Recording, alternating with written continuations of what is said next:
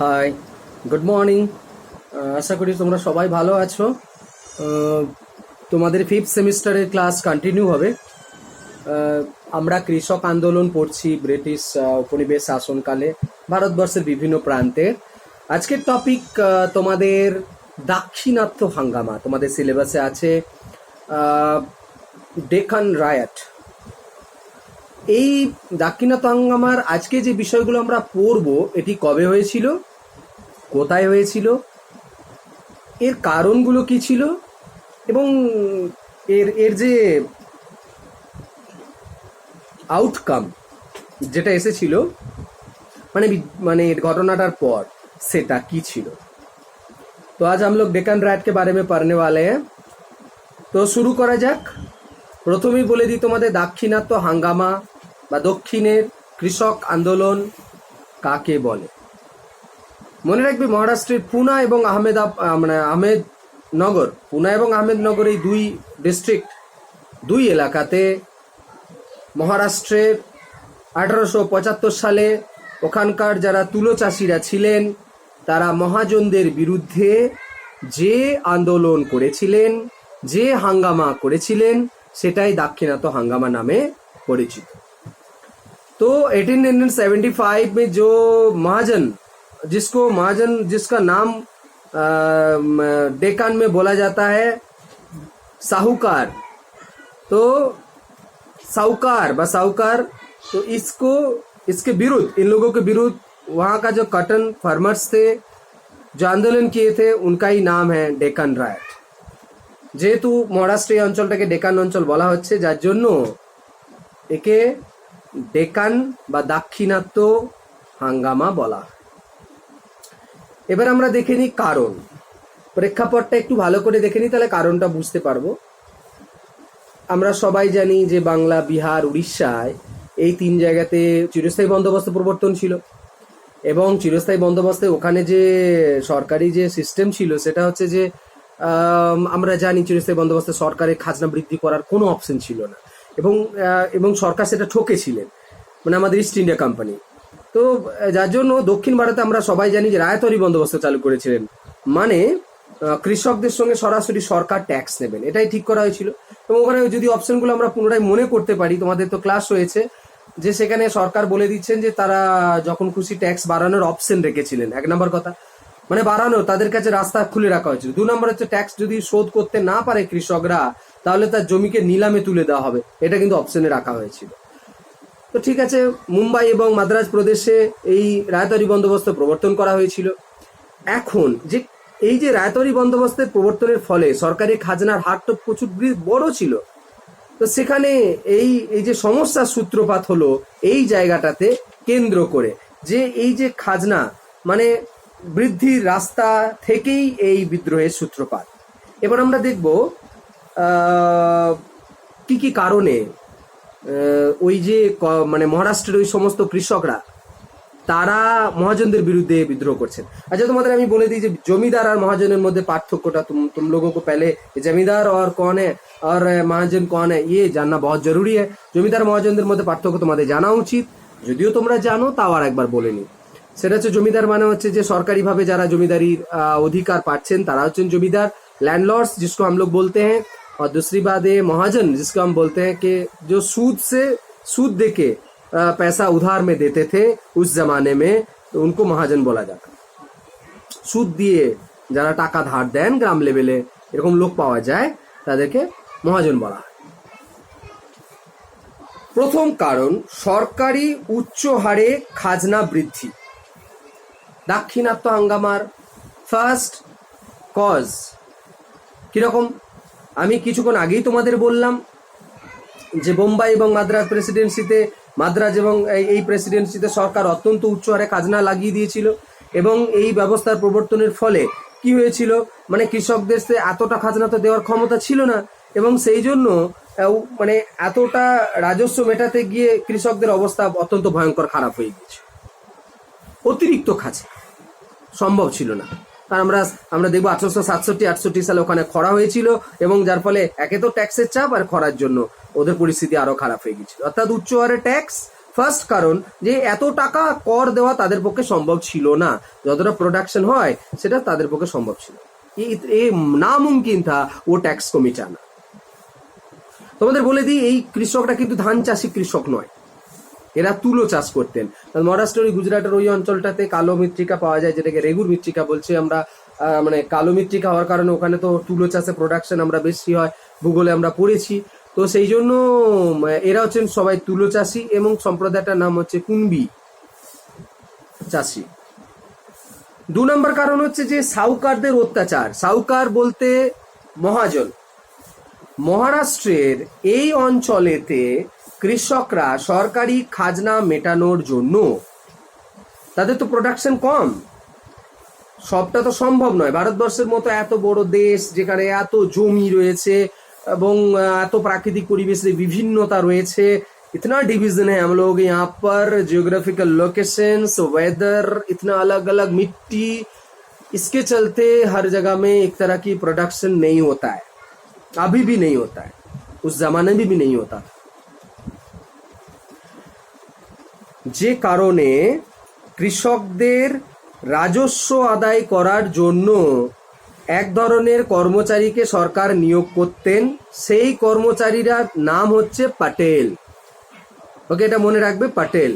তারা সরকারে ওই যে বলুন ডাইরেক্ট যারা ট্যাক্স জমা নিচ্ছেন কৃষকদের কাছ থেকে।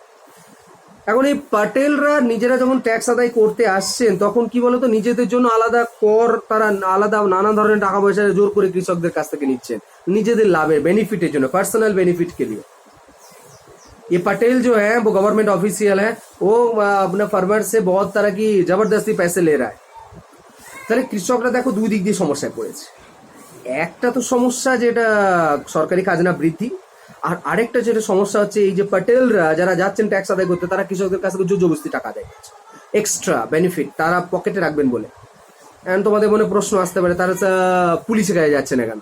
আরে পুলিশের কাছে কার কাছে যাবে? কারণ পুলিশ তো ব্রিটিশ গভর্নমেন্টের পুলিশ, এটা গভর্নমেন্টের অফিসিয়াল, তো ওদের তো ব্যাক করবেই। এমত অবস্থায় কৃষকরা রাস্তা না খুঁজে পেয়ে, সরকারকে তো ট্যাক্স দিতে হবে, যতই খরা হোক বন্যা হোক, এখানে রুলসে তো বলাই আছে যে আপনাকে ট্যাক্স কিন্তু দিতেই হবে, you will have to pay the tax. কোনো রকমের ছাড় ব্যবস্থা ছিল না।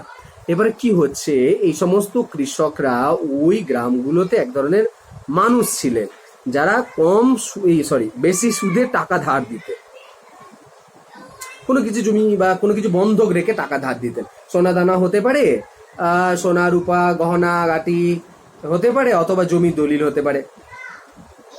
তো এরা কি করছেন, এই জমির দলিলগুলোকে বন্ধক রেখে ওই মহাজনদের কাছে, যাদেরকে মহারাষ্ট্রের এই অঞ্চলটাতে নাম দেওয়া হচ্ছে साहूकार। साहूकार उन लोगों को बोला जा रहा है जो ज्यादा सूद में ब्याज पर पैसा दे रहा था, मतलब उधार में देते थे, और इसके बदले में वो लोग कुछ ना कुछ तो मर्गिज जिसको हम बोलते हैं उसको रखते थे। इसका जमीन का जो मतलब दलील है वो लोग रख देते थे। অতএব সাউকাররা অত্যন্ত শিক্ষিত ছিলেন, অত্যন্ত চালাক ছিলেন। এরা সমস্ত সরকারি ল সম্পর্কে জানতেন, এবং ল সম্পর্কে জানার কারণে এরা কিন্তু ফাঁক ফোকর দিয়ে হয়ে এই জমিগুলোকে কি করে হাতিয়ে নেওয়া যায় সব সময় চেষ্টা চালাতেন, এবং নানান প্রকারের শোষণ চালাতেন। কৃষকরা তো বেশিরভাগই অশিক্ষিত আমাদের ভারতবর্ষে, এবং এই কারণে যেটা সাউকাররা অত্যন্ত চালাকির সঙ্গে কৃষকদেরকে শোষণ করছিলেন, এবং কি করে সেই জমি হাতিয়ে নেওয়া যায় সেই প্ল্যান করছিলেন। এবং ডেকান রায়ট কমিশন গঠন করা হয়েছিল, এবং প্রতিবেদনে জানানো হয়েছিল 1879 সালে সেই কমিশন, এবং সেখানে বলা হয়েছিল যে মানে 1870 সালে রেভিনিউ কমিশনার যিনি ছিলেন ওখানকার সরকারকে একটা সতর্ক করেছিলেন যে হারে সাউকাররা কৃষকদের ওপর শোষণ চালাচ্ছেন এবং প্যাটেলরা চালাচ্ছেন। প্যাটেলদের কথা যথেষ্ট পরিমাণে উল্লেখ করা হয়নি, কিন্তু সাউকারদের কথা বলা হচ্ছে যে দ্বিতীয়বার না সাঁওতাল বিদ্রোহ হলে হয়, অর্থাৎ যদি পরিস্থিতি পরিবর্তन ना करा है। ये जो कमिश्नर थे इन्होंने सतर्क किए थे गवर्नमेंट को, अगर जिस तरीके से ये फार्मर्स के ऊपर इतना प्रेशर डाला जा रहा है, तो इसका अगर बंद नहीं किया गया तो एक सांताल रेविलियन जो हुआ था 1849-50 पे, तो और एक होने की संभावना है। 55 में जो हुआ সাঁওতাল বিদ্রোহ আর একটা ঘটতে পারে, সরকারকে সতর্ক করা হয়েছিল। এবং ওই রিপোর্টে, ডেকান রাট কমিশনের রিপোর্টে বলা হচ্ছে যে এই যে সাউকাররা ছলে বলে কৌশলে যেহেতু জমি বন্ধক নিচ্ছেন, ওই জমি দলিলগুলো ওরা দেখিয়ে নানানভাবে কোর্টে কেস লাগাচ্ছেন, এবং কোর্টে কেস লাগিয়ে তারা ওই জমিগুলো নিজেদের দাবি বলে তারা বেশি বেশি করে গ্রাস করছেন জমিগুলোকে, এবং নিজেদের দাবি করছেন, এবং 1/8 মানে বলা হচ্ছে জমি তারা দখল করে নিয়েছিলেন এইভাবে। কুনবি চাষিদের দুরবস্থার কথাটা আমি তোমাদের 3 নাম্বার পয়েন্ট বলবো, যে ওদের স্পেশাল অবস্থা ছিল পুনে এবং মহারাষ্ট্র জেলায় যে কৃষকরা বসবাস করতেন তাদের নাম কুনবি চাষি।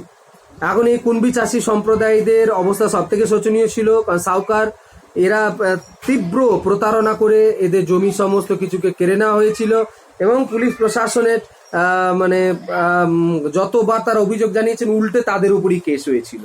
যা বলে কুনবি চাষিদের অবস্থা, মানে পুলিশ প্রশাসনের অত্যাচারের কথাটাও এখানে কিন্তু এসেছে, এবং যাদের মানে পরিস্থিতি কিন্তু কুনবি সম্প্রদায়ের অবস্থা কিন্তু ভীষণ খারাপ হয়ে গিয়েছিল। নেক্সট পয়েন্ট হচ্ছে তুলো চাষিদের হতাশা। মানে এখানে যারা कॉटन इंडस्ट्री, कॉटन যারা ফার্মার রয়েছেন, उन लोगों की उन लोगों का कंडीशन इतना खराब हो गया था कि उस वक्त अमेरिका में एक युद्ध चल रहा था, যেটাকে আমরা বাংলায় গৃহযুদ্ধ বলছি, जो होमवर्क बोलते हैं, अपने अंदर जो युद्ध चलता है अमेरिका में हो रहा था। আমেরিকাতে এই গৃহযুদ্ধ চলার কারণে আমাদের দেশ থেকে প্রচুর পরিমাণে তুলো ওদের দেশে বিক্রি হওয়ার জন্য যাচ্ছিল, এবং আমাদের দেশের বিশেষ করে তুলো তো আমি প্রথমেই বললাম গুজরাট এবং মহারাষ্ট্রের ওই জোনটাতে মানে কৃষকরা বেশি প্রোডাকশন করতেন। আমাদের দেশে আর তো ভালো তুলো উৎপাদন অন্য জায়গাতে হয় না, তো সেক্ষেত্রে তারা গৃহযুদ্ধ যতদিন চলেছে ততদিন তুলো রপ্তানি করেছে এবং তাদের বেনিফিট হয়েছে। কিন্তু গৃহযুদ্ধ যখন থেমে গেছে আমেরিকার গৃহযুদ্ধ, তখন আমাদের দেশে প্রোডাকশনটাও কমে গেল।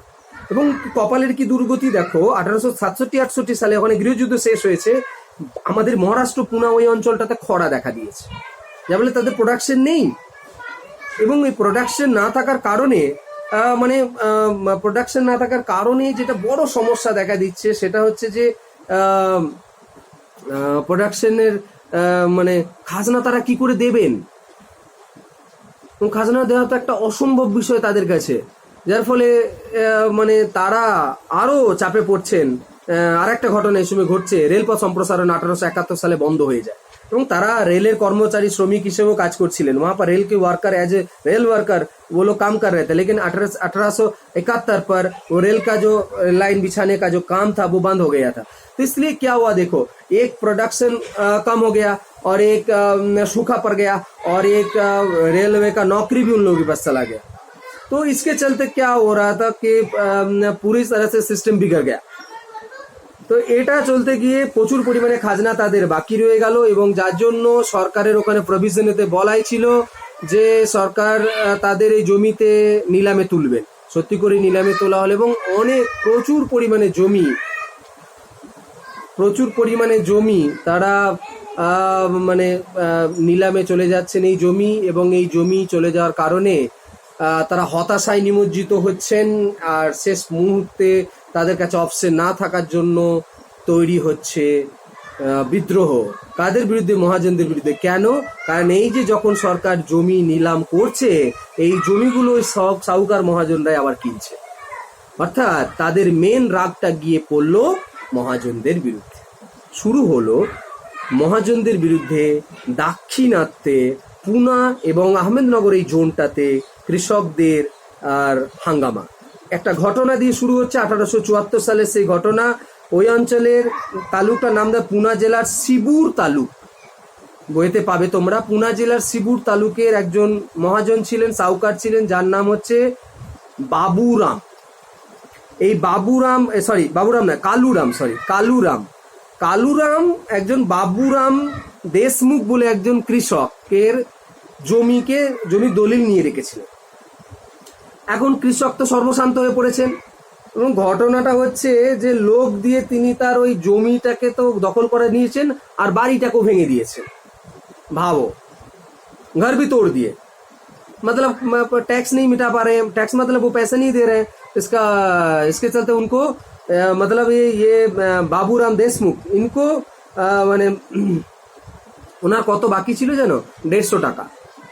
তখনকার দিনে 150 টাকা দাম অনেক অনেক বেশি ছিল। তো 150 টাকার বিনিময়ে তিনি তার বাড়িটাকে ভেঙে ফেলেছেন, তার দলিলটাকেও নিয়ে নিয়েছেন। এখন এই অবস্থার প্রতিশোধ নেওয়ার জন্য ওই গ্রামবাসীরা আদালতের, অবশ্য এই যে জমিদার মানে কালুরাম, তিনি ওই বললাম কিছুক্ষণ আগে কোর্টের বিভিন্ন ধরনের আইনের নানান ফাঁকেতে এই এই জমিটাকে দখল করে নিয়েছিলেন। এবং কিন্তু গ্রামবাসীরা বুঝতে পারলেন যে এটা একটা জোর জবরদস্তি হচ্ছে এবং গ্রামবাসীরা খেপে গেলেন। গ্রামবাসীরা প্রতিবাদ করলেন এবং কালুরামের বিরুদ্ধে, যার ফলে তারা সামাজিক বয়কট শুরু করলেন এবং তারা প্রতিশোধ নিতে চাইছেন, এই অন্যায়ের প্রতিশোধ। তার জন্য কালুরামকে গ্রাম ঘিরে ফেলা হয়েছে, কালুরামকে গ্রাম ছাড়া হয়নি, গ্রাম থেকে ত্যাগ করতে দেওয়া হলো না, গ্রামের ভেতরেই আটকে রাখা হলো। তারপরে শুরু হলো কি দাক্ষিণাত্য হাঙ্গামা। কিরকম ভাবে হলো দেখো, আমরা যেটা নীল বিদ্রোহে পড়েছি, বাংলার অন্যান্য অংশে পড়েছি, এখানে কিন্তু মেন টার্গেট यहाँ का जो मेन टार्गेट है वो महाजन वो साहूकार है। তো এখানে যেটা ঘটনা হয়েছিল যে প্রথমের দিকে শান্তিপূর্ণভাবে এটা করলেও পরবর্তীকালে কিন্তু এই ঘটনা কিন্তু শান্তিপূর্ণভাবে ছিল না। বিশেষ করে এই চাষিরা মানে তুলো চাষিরা তারা ওই সমস্ত মহাজনদের বাড়িগুলোকে আক্রমণ করছেন, যে কারণে বেশিরভাগ সময় তাদের বাড়িতে যেখানে দলিল লেখা আছে সেটাকে আগুন লাগিয়ে দেওয়া হচ্ছে এবং পরিস্থিতি তাদেরকে ঘেরাও করা হচ্ছে, থানাটা পরবর্তীকালে ঘেরাও করা হচ্ছে এবং প্রাথমিক দিক দিয়ে এরা প্রতিরোধ করছেন, যার জন্য একটা হিসেবে আছে যে এরা প্রথমের দিকে হিংসাপরায়ণ ছিলেন না। हंगामा मीन्स क्या है? हंगामा मीन्स क्या? तोड़ फोड़ करना, जहाँ पर दलील को रखा गया उसके घर को आग लगाना, ऐसे डराना, इस तरीके का प्रतिवाद हो रहा था। और इसके चलते 1875 में ऐसा रिपोर्ट आया था कि 5 लोगों का ही सिर्फ मौत हुआ था। मतलब ये उतना भी आक्रमणात्मक आंदोलन पहले नहीं किया गया था। মানে যেভাবে প্রথমের দিকে এটা কিন্তু যে অহিংস আমি বলবো না, ফলে অতটা আক্রমণাত্মক হত্যাকারী আন্দোলন যেটাকে আমরা বারবার দেখেছি অন্যান্য কৃষক আন্দোলনগুলো, সেগুলো কিন্তু এখানে কিন্তু হয়নি। যার জন্য আমাদের দাক্ষিণাত্য হাঙ্গামাতে 5 জন মাত্র মহাজনকে হত্যা করার তথ্য আমাদের কাছে রয়েছে।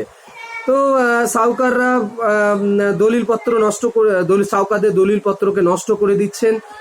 সরকার পরিস্থিতি খারাপ দেখে ওখানকার পুনা জেলার পুলিশ দমন করার জন্য আস্তে আস্তে তো আন্দোলনটা বাড়ছিল, পুনা আহমেদনগর ওই অঞ্চলে সমস্ত সাউকারদের বাড়ি অ্যাটাক হচ্ছে এবং এরা স্পষ্ট বুঝতে পারছিলেন যে পুলিশও ব্যাকে রয়েছে, যার জন্য পরের স্টেজটাতে কি হচ্ছে বলতো, পুলিশের থানাগুলোকে আক্রমণ করা হচ্ছে, কারণ পুলিশ ওদের সাপোর্ট করছে বলে। তো যার জন্যে ওখানকার পুনা জেলা বিশেষ করে প্রচুর পরিমাণে পুলিশ বাহিনী নামানো হয়েছিল, পদাতিক অশ্বারোহী যে সমস্ত পুলিশ তখনকার দিনে ছিল, তাহলে এই সমস্তগুলো পুলিশদের নামানো হয়েছিল এবং ওখানে দমন করা হলো এই আন্দোলন। এবং 1879 সালে সরকার বাধ্য হচ্ছেন, সেটা হচ্ছে যে এই যে ব্যাপক অত্যাচার কৃষকদের বিরুদ্ধে হয়েছিল, সেই অত্যাচারে মানে তদারকি করার জন্য কমিশন গঠন করেছিল। আর সেই কমিশনটারই নামই হচ্ছে ডেকান রায়ট কমিশন। এবং ডেকান রায়ট কমিশন 1879 সালে ডেকান এগ্রিকালচারাল রিলিফ অ্যাক্ট তারা বানাচ্ছেন। সেই एक्टे बेस किचु प्रोविजन रखा होच्छे, बहुत सारा प्रोविजन रखा गया कि क्योंकि क्यों हुआ ये पहले ढूंढा गया कि कृषक आंदोलन क्यों किए, तारे पहले ये कारण उसको ढूंढा गया। এই মানে কারণ খোঁজার পর কারণটাকে খোঁজা হলো, কারণটা খোঁজার পর তাদের জন্য বেশ কিছু নিয়ম কানুন চালু করা হলো। তার মধ্যে আমি কিছু তোমাদের সহজ সরল ভাবে যেটা বলছি, এই যে ডেকান एग्रीकल्चरलिस्ट रिलीफ एक्ट 1879, इसमें जो पहला शर्त रखा गया कि कृषक जो है फार्मर्स जो उनका जमीन हड़प नहीं सकते विदाउट कोर्ट का ऑर्डर, कोर्ट के ऑर्डर के बिना आप लोग किसी भी हाल में वो कृषक का जमीन वो हड़प नहीं सकते। মানে এটা হচ্ছে ফার্স্ট ওটা প্রভিশনে বলা হলো যে জমি কোর্টের অর্ডার ছাড়া জমি কিন্তু নিতে পারবেন না। যে সমস্ত জমিগুলো চলে গেছে সেগুলোকেও যাতে কৃষকদের ফেরত দেওয়া যায় সেই প্রস্তাব কিন্তু কমিশনের তরফ থেকে দেওয়া হচ্ছে, 1 নাম্বার।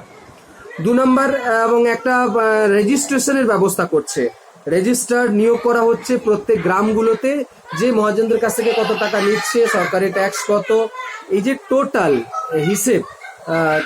হিসেব দেওয়ার জন্য তারা এগ্রিকালচারিস্ট নিয়োগ করছে, মানে একজন রেজিস্ট্রার নিয়োগ করা হচ্ছে এবং এরপর থেকে চাষিদের বলা হচ্ছে যে তারা যেন রেজিস্টার করেন কোন জমি কত ট্যাক্স এবং কার কাছে কত কি ব্যাপারটা রয়েছে, গ্রামের তথ্য একজন সরকারি অফিসার নিয়োগ করা হচ্ছে, তার ফলে তথ্যটা তাহলে সলিড থাকবে। আর 3 নম্বর হচ্ছে সরকার চাষিদেরকে যাদের যাদের জমি নিয়ে নেওয়া হয়েছিল তাদের বলা হয়েছে যে যাতে করে 3 বছর থেকে 12 বছরের মধ্যে তাদেরকে টাইম দেওয়া হয় খাজনা শোধ করার জন্য, এটা একটা ব্যবস্থা করা হয়েছিল। এবং ভবিষ্যতে তাদেরকে মানে যাতে করে জমিগুলো তারা পুনরায় চাষবাস করতে পারেন, ফেরত আসতে পারে, চাষিদের যারা জমি ছেড়ে চলে গিয়েছিলেন তাদেরকে গ্রামগুলোতে যাতে ফিরিয়ে নিয়ে আসা হয়, তার জন্য নানান প্রভিশন কিন্তু এখানে রাখা হয়েছিল। তো কৃষকদের স্বার্থে আমরা বলতে পারি বেশ কিছু আইন এখানে লিপিবদ্ধ করা হয়েছে। তা সত্ত্বেও বলা যায় যে কৃষকদের অসন্তোষ এখানে কমেনি, তারা ন্যায্য দাবি থেকে বঞ্চিত হয়েছেন এবং যার ফলে আমরা দেখব যে আপাতত দ্য ডেকান এগ্রিকালচারিস্ট রিলিফ অ্যাক্টের মাধ্যমে কিছু সমস্যা সমাধানের ব্যবস্থা করা হলো। এই যে পুরো ঘটনাটার যদি আমরা বিচার বিশ্লেষণ করি উপসংহার হিসেবে, তাহলে দেখব যে দাক্ষিণাত্যে এই কৃষক আন্দোলন বা দাক্ষিণাত্যের এই যে কৃষক হাঙ্গামা আমাদের দক্ষিণ ভারতের কৃষকদেরকে কিন্তু জাগরিত করে তুলেছিল। আগামী দিনে আমরা তোমাদের সিলেবাসে আছে নাকি জানি না, ভারতবর্ষে দেখবে স্বাধীনতা সংগ্রামের সময় বড় বড় কৃষক আন্দোলন হয়েছে, এই সমস্ত কৃষক আন্দোলনগুলো অনুপ্রেরণা জুগিয়েছিল এই দাক্ষিণাত্য হাঙ্গামা। তো এটার একটা ন্যাশনাল ইম্পর্টেंस কিন্তু बहुत बड़ा नेशनल इम्पोर्टेंस इनका रह गया है 1875 का डेक्कन राइट। তো এটা নিয়ে তোমাদের একটা কোয়েশ্চেন করতে হবে, টিকা টাইপই করবে যে দাক্ষিণাত্য হাঙ্গামা কাকে বলে, কেন হয়েছিল, এবং এর যে একটা আউটকাম ওই যে কমিশনটা যেটা হয়েছিল তারা কি কি প্রস্তাব দিয়েছিল। ওকে, তো আশা করি নেক্সট টপিকে তোমাদের সঙ্গে আবার দেখা হবে। ততক্ষণ পর্যন্ত থ্যাংক ইউ, বাই।